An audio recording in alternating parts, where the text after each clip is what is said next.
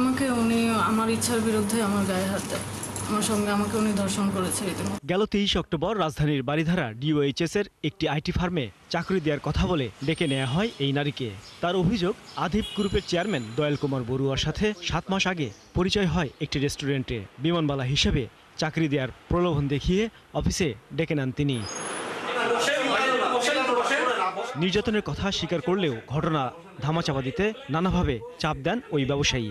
ওখানে দু একজনের সঙ্গে দুবার মিটিংয়ে গেছিল, তখন ওই নাম্বার নিয়েছিল, বলছিল এখানে এই 10-12 হাজার টাকার চাকরি থেকে তোমার পোষায়। আমি বলছি পুলিশ জানায়, ঘটনার পরপরই ওই ব্যবসায়ী গা ঢাকা দেয়।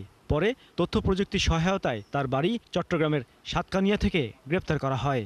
আমরা তার বক্তব্য লিখিত আকারে নিয়ে আমরা এটা তাৎক্ষণিকভাবে মামলা রেকর্ড করি। ঊর্ধ্বতন কর্তৃপক্ষকে অবহিত করে এই ঘটনার সাথে জড়িত দয়াল কুমারকে গ্রেপ্তারের জন্য আমরা তথ্য প্রযুক্তি ব্যবহারের মাধ্যমে ঢাকা থেকে প্রায় 305 কিলোমিটার দূরে 24 ঘন্টার মধ্যে চট্টগ্রাম জেলার সাতকানিয়া এলাকার একটা দুর্গম এলাকা থেকে তাকে আমরা গ্রেপ্তার করি। ঢাকা মেডিকেলে আলামত সংগ্রহ করা হলেও এখনও রিপোর্ট পাওয়া যায়নি বলে জানায়